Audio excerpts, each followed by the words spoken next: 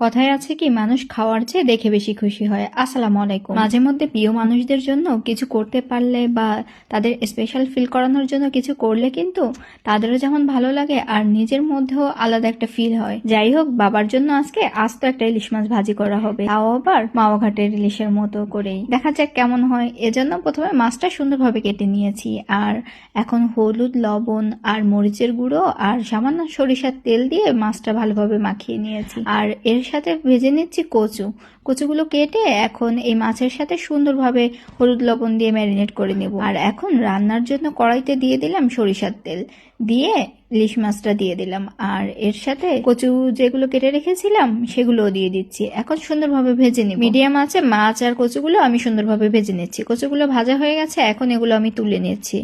আর মাছটা একটু সময় ধরে ভাজতে হবে। মিডিয়াম আছে উল্টে পাল্টে আমি ভালোভাবে মাছটা ভেজে নিচ্ছি। আর এর সাথে মরিচ পেঁয়াজও আমি ভেজে নিয়েছি, যেটা আমি দেখাতে ভুলে গিয়েছি। ব্যাস, মাছ ভাজি আমার রেডি হয়ে গেছে। আর যে তেলটা ছিল সেটাও কিন্তু আমি এর সঙ্গে নামিয়ে নিয়েছি। এখন একটা প্লেটে সবকিছু সুন্দরভাবে সাজিয়ে নিয়েছি। মাঝে মধ্যে প্রিয়জনদের স্পেশাল ফিল করানোর জন্য এরকম টুকিটাকি কিছু করাই যেতে পারে। তারাও খুশি হয়ে যাবে আর নিজের মধ্যেও ভালো লাগবে। ধন্যবাদ সবাইকে। আসসালামু আলাইকুম।